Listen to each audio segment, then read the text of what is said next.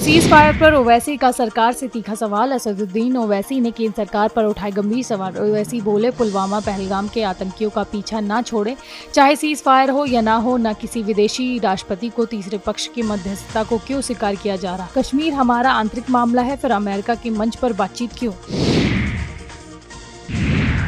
IPL की नई तारीखों का जल्द ऐलान होगा। आईपीएल के बचे मैच 16 या 17 मई से संभव। भारत पाक तनाव के बीच रोका गया था आईपीएल। हैदराबाद में हो सकता है पहला क्वालिफायर मैच। दिल्ली में ऑपरेशन सिंदूर पर वायुसेना का बड़ा बयान। वायुसेना ने कहा, ऑपरेशन सिंदूर अभी भी जारी है, अटकलों भ्रामित जानकारी से बचें। आगे ऑपरेशन के बारे में जानकारी देंगे। ऑपरेशन के लक्ष्य हमने हासिल किए। हापुड़ में नकीना सांसद चंद्रशेखर आजाद का बयान। चंद्रशेखर ने कहा, पड़ोसी देश अपनी हरकतों से बाज नहीं आ रहा। सारे विपक्षी दलों ने सरकार को समर्थन दिया है। सरकार आतंकवाद पर कड़ी कार्रवाई करे। सेना का बहुत बहुत धन्यवाद। लखनऊ में ब्रह्मोस टेस्टिंग फैसिलिटी सेंटर का उद्घाटन। रक्षा मंत्री राजनाथ सिंह ने वर्चुअली किया उद्घाटन। रक्षा मंत्री राजनाथ सिंह बोले, रावलपिंडी तक सुनाई दी सेना के शौर्य की धमक। ऑपरेशन सिंदूर राजनीतिक सामरिक इच्छा शक्ति का प्रतीक। आतंकियों के खिलाफ सरहद पार की जमीन भी सुरक्षित नहीं। मेक फॉर वर्ल्ड नीति से रक्षा क्षेत्र में आत्मनिर्भर। कानपुर फिर बनेगा इंडस्ट्रियल हब। विकास की ऊंचाइयों तक ले जाएगा डिफेंस कॉरिडोर। उत्तर प्रदेश बने दुनिया का शीर्ष रक्षा उत्पादन केंद्र।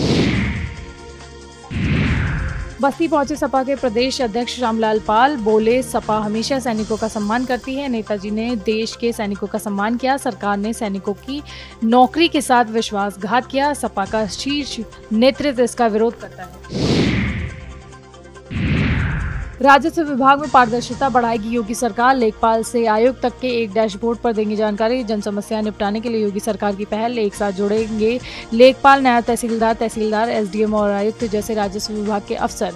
भूमि विवादों का तेजी से समाधान कर पाएंगे अफसर। राजस्व संग्रह को बढ़ाने में इससे काफी सहयोग मिलेगा। नेता प्रतिपक्ष राहुल गांधी ने प्रधानमंत्री को पत्र लिखा। पत्र में संसद का विशेष सत्र बुलाने की मांग। राहुल ने कहा, पहलगाम हमले, ऑपरेशन सिंदूर पे चर्चा हो। डोनाल्ड ट्रंप द्वारा पहले घोषित सीज फायर पर भी चर्चा हो। ललितपुर के दौरे पर प्रभारी मंत्री दानिश आजाद अंसारी अधिकारियों के साथ की समीक्षा बैठक। दिए निर्देश। दानिश आजाद अंसारी बोले, भारतीय सेना ने आतंकवाद को किया नेस्तनाबूद। पाकिस्तान को घुटनों पर लाकर किया खड़ा। पाकिस्तान के मिसाइल ड्रोन को सेना ने किया ध्वस्त। पाकिस्तान पीओके में आतंकी ठिकानों पर एयर स्ट्राइक की गई। ब्रह्मोस यूनिट के उद्घाटन पर मुख्यमंत्री योगी आदित्यनाथ का संबोधन। बोले, अब लखनऊ में बनेगी ब्रह्मोस मिसाइलें। विश्व की हर कंपनी यूपी में निवेश कर रही। यूपी में 3 साल ने 60 डिफेंस यूनिट शुरू की। रक्षा क्षेत्र में एक ऐतिहासिक मील का पत्थर। आतंकवाद को पूरी तरह से कुचलना होगा। आतंकवाद को उसकी भाषा में जवाब देना होगा। कोई पाकिस्तान से पूछो, ब्रह्मोस की मार। लखनऊ में डिप्टी सीएम केशव प्रसाद मौर्य का बयान। केशव प्रसाद मौर्य बोले, प्रधानमंत्री मोदी भारतीय सेना को बधाई। सेना ने आतंकियों को मिट्टी में मिलाने का काम किया। पाक को भारतीय सेना ने धूल चटा दी। 16 मई से बहाल होंगी विमान सेवाएं। लखनऊ से चंडीगढ़, किशनगढ़ की सेवाएं बहाल हुई। श्रीनगर की उड़ानें फिलहाल रहेंगी निरस्त। विमान के टिकटों की बुकिंग हुई शुरू। जयराम रमेश ने कांग्रेस की तरफ से उठाई मांग। जयराम रमेश ने कहा, पीएम मोदी फिर सर्वदलीय बैठक बुलाएं। संसद का विशेष सत्र तत्काल बुलाया जाए ताकि देश एकजुट होकर सामूहिक संकल्प का प्रदर्शन कर सके। पहलगाम हमले, ऑपरेशन सिंदूर पर विशेष सत्र बुलाया जाए। वाशिंगटन डीसी और संघर्ष विराम पर विशेष सत्र बुलाया जाए। गोरखपुर में सीएम योगी आदित्यनाथ का संबोधन। बोले, आज यूपी में बेटी व्यापारी सुरक्षित है। साल 2017 के पहले विकास बाधित होता था। देश का सम्मान हम सब का सम्मान है।